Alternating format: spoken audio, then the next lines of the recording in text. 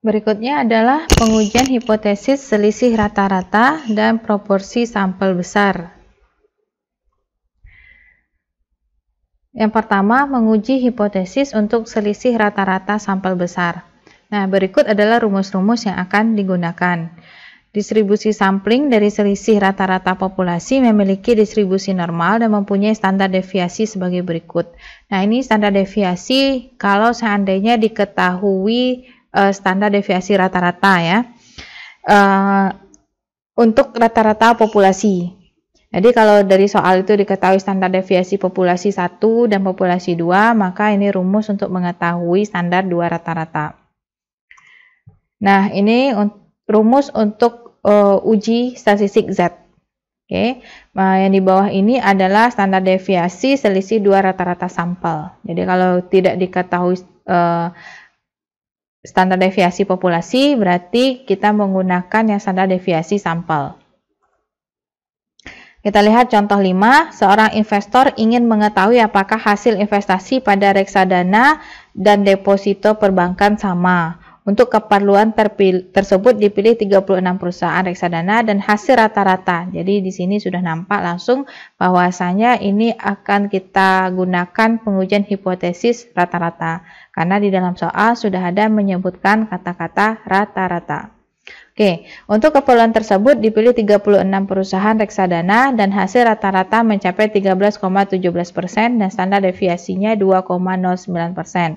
Pada 49 perbankan diketahui bahwa suku bunga rata-rata 7,55% dan standar deviasi 1,09% dengan taraf nyata 5%. Tentukan apakah rata-rata hasil investasi di reksadana dan perbankan itu sama. Ya, di sini jadi ada dua sampel di sini atau dua populasi ya, dua populasi, yaitu pertama perusahaan reksadana dan yang kedua adalah perbankan. Jadi kita ini diminta untuk membandingkan bagaimana hasilnya kalau berinvestasi di reksadana dan berinvestasi di perbankan. Nah, dari soal tadi kita memutuskan untuk melakukan pengujian hipotesis nilai rata-rata. Nah, langkah pertama adalah merumuskan hipotesis. Hal ini dilakukan dengan menguji pernyataan bahwa rata-rata hasil investasi reksadana kita misalkan dengan mu1 dan perbankan mu2 sama ya, hasil rata-ratanya itu dikategorikan sama ya, yang dinyatakan mu1 sama dengan mu2 atau mu1 dikurang mu2 sama dengan 0. Nah, bisa dalam bentuk rumus seperti ini ya. Ingat kembali tanda sama dengan dan tidak sama dengan pada perumusan hipotesis itu menunjukkan adanya pengujian dua arah kita. Yang langkah kedua adalah menentukan taraf nyata, karena taraf nyata yang diberikan pada soal adalah sebesar 5% dan tadi dari hipotesis ya, dari perumusan hipotesis adalah menggunakan uji dua arah. Berarti nilai kritisnya kita peroleh dengan cara alfanya per 2 ya. Jadi Z alfa per 2 sama dengan 1,96. Langkah ketiga melakukan uji statistik ya. Nah, yang dari soal kita ketahui rata-rata reksadananya adalah 13,17 sedangkan standar deviasinya 2,09% dan sampelnya sebanyak 36 perusahaan reksadana. Kalau untuk perbankan itu kita simbolkan menjadi X2 ya untuk nilai rata-ratanya, untuk standar deviasinya S2 dan jumlah sampelnya sebanyak 49 perbankan. Nah, ini nilai standar deviasi selisih rata-rata. Jadi dicari dulu standar deviasi selisih rata-ratanya menggunakan rumus S, X1 dikurang S2 itu diperoleh 0,40. Nah, dari sini kita cari nilai uji statistik ya. Nah, nilai uji statistik di sini X1 bar ya, X1 bar dikurang X2 bar dikurang mu1 dikurang mu2 ya. Nah, di sini 13,17 dikurang 7,55. Oke, dikurang 0. Jadi karena mu1 dan mu2-nya tidak diketahui, maka di sini cukup dibuat dikurang 0. Jadi yang kita lakukan pengujian yang diketahui saja. Oke, maka nilai uji statistiknya diperoleh 13,95. Kemudian langkah 4, menentukan daerah keputusan dengan nilai kritisnya 1,96. Jadi karena ada dua daerah, berarti yang sebelah kanan itu nilai kritisnya 1,96, dan di sebelah kiri nilai kritisnya adalah min 1,96. Nah, kemudian kita lihat nilai uji statistik kita berada di 13,95. Berarti 13,95 itu berada di ekor kanan, ya. Di sini di ekor kanan. Berarti itu berada di daerah penolakan H0. Berarti dapat kita simpulkan bahwasanya H0 kita tolak dan H1 kita terima. Berarti terdapat cukup bukti bahwa hasil investasi pada reksadana dan perbankan adalah tidak sama, ya. Itu kesimpulannya. Investasi reksadana dan investasi di perbankan itu tidaklah sama. Berikutnya, dari contoh 5 tadi kita perbesar lagi permasalahannya. Jadi apabila seorang investor akan mengambil reksadana dengan catatan selisih antara hasil reksadana dan perbankan itu lebih dari 5%, dengan menggunakan data pada soal nomor 5, cobalah uji apakah selisih keduanya lebih dari 5% atau tidak. Jadi hipotesisnya itu adalah apakah antara reksadana dan perbankan itu lebih dari 5, ya, selisihnya lebih dari 5. Jadi perumusan hipotesisnya seperti ini. Mu1 dikurang mu2 besar sama dari 5. Kemudian H1-nya mu1 dikurang mu2 kecil dari 0. Sebentar, ini kita perbaiki dulu, ini seharusnya kecil dari 5. Oke, baik. Kita lanjutkan kembali. Nah, tanda besar sama dan kecil ini, ya, itu menunjukkan adanya pengujian satu arah. Nah, kita lihat pengujian satu arahnya di ekor kurva sebelah mana? Kita lihat di H1. H1-nya kecil dari 5, berarti pengujian kita di daerah penolakan di ekor kurva sebelah kiri. Nah, kalau H1-nya besar, berarti di sebelah kanan, ya. Ini berhubung H1-nya kecil dari 5, berarti daerah penolakannya adalah di ekor kurva sebelah kiri.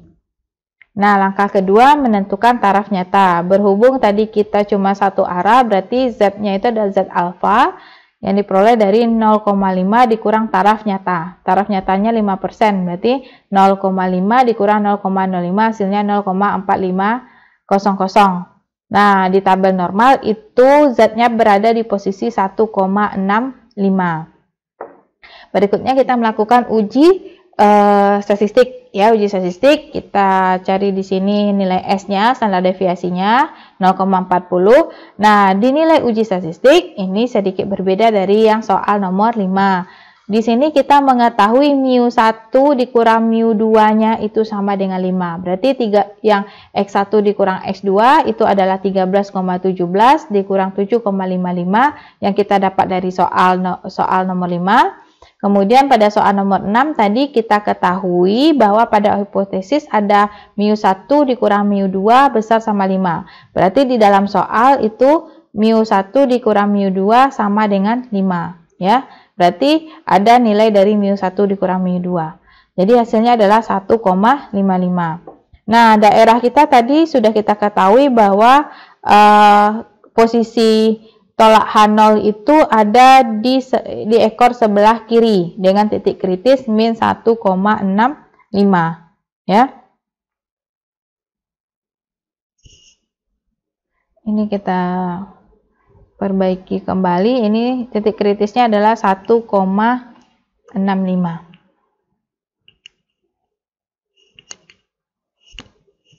Nah, sehingga di sana posisi 1,55 itu adalah di sebelah kanan dari titik kritis, ya, berarti dia berada di sini. Ya, ini posisinya 1,55. Dengan kata lain, dia berada di daerah yang tidak menolak H0, ya. Nah, kesimpulannya apa? Bahwa kita tidak cukup bukti untuk menolak H0. Atau dengan kata lain dapat disimpulkan bahwa selisih hasil investasi antara reksadana dan perbankan lebih besar sama dengan 5%. Dan tentunya investor dapat memilih investasi reksadana sebagai pilihan pertama, ya. Yang kedua adalah menguji hipotesis selisih proporsi sampel besar. Rumus-rumus yang digunakan ya seperti berikut. Ini untuk Z-nya, yang ini untuk standar deviasi. Nah, contoh 7, majalah Perspektif edisi 25 membahas tentang fenomena K-pop dengan tema milenial K-pop dari bisnis hiburan. Menurut majalah ini, rating acara K-pop mencapai 35, artinya pada waktu yang sama ditonton 35 juta orang. Nah, sebuah perusahaan kosmetik remaja ingin memasang iklan pada acara tersebut dan ingin mengetahui apakah proporsi remaja dan dewasa itu sama. Untuk mengetahui hasil tersebut, dicari responden per telepon sebanyak 300 dewasa dan sebanyak 150 orang dari 300 itu yang menonton K-pop. Sedangkan responden remaja sebanyak 400 orang dan 350 diantaranya yang menonton K-pop. Dengan taraf nyata 5%, ujilah apakah proporsi dewasa dan remaja sama dalam menonton K-pop. Ya. Nah, di sini kita menggunakan uji proporsi, selisih proporsi ya. Nah, kita akan menguji pernyataan bahwa proporsi dewasa, kita simbol dengan P1, sama dengan proporsi remaja atau P2 dalam menonton acara K-pop. Hipotesisnya seperti ini. P1 dikurang P2 sama dengan 0. Hipotesis satunya P1 dikurang P2 tidak sama dengan 0. Tanda sama dengan dan tidak sama dengan pada perumusan hipotesis tersebut menunjukkan adanya pengujian dua arah. Ya. Nah, sekarang taraf nyatanya sama seperti sebelumnya. Ya, caranya maka diperoleh Z-nya 1,96. Ya. Kemudian langkah ketiga, ini kita mencari nilai standar error, jadi tinggal dimasukkan data-data atau nilai-nilai yang ada pada soal. Oke. Sehingga kita peroleh di sini daerahnya adalah berdasarkan nilai uji statistiknya tadi adalah min 10,71, itu berada di ekor kiri ya, ekor sebelah kiri. Jadi itu berada di posisi daerah penolakan 0. Nah, untuk contoh 8, di sini beberapa ahli meyakini adanya perbedaan pertumbuhan ekonomi antara kabupaten di Jawa dan di luar Jawa. Untuk membuktikan hal tersebut, dilakukan survei terhadap 39 kabupaten di Jawa dan ternyata 33 kabupaten menunjukkan pertumbuhan baik.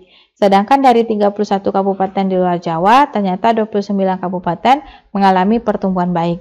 Pada tingkat kepercayaan 1%, ujilah bahwa proporsi kabupaten di Jawa lebih banyak mengalami pertumbuhan dibandingkan dengan luar Jawa. Jadi, kabupaten di Jawa besar ya, besar dari kabupaten di luar Jawa. Nah,